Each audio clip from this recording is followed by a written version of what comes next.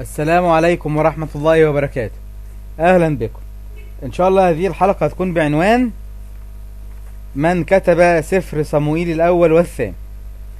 في الحقيقة إن أهل الكتاب نسبوا سفر صموئيل الأول والثاني إلى النبي صموئيل، مع إن خبر موته ذكر في سفر صموئيل الأول، فإزاي يكتب النبي صموئيل وهو ميت؟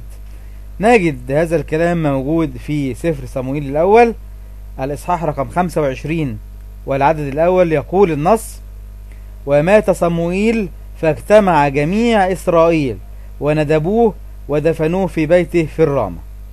يبقى النص بيقول إن صموئيل مات، وهذا الكلام ذكر في صدر الإصحاح رقم 25. طيب، بعد خبر الوفاة اللي احنا قلنا ده في صموئيل الأول 25:1 يبقى لنا سؤالين. السؤال الأول: لو اعتبرنا ان صموئيل النبي كتب من الإصحاح الأول إلى الإصحاح 24 في سفر صموئيل الأول، فمن أكمل السفر من الإصحاح 25 حتى الإصحاح 31؟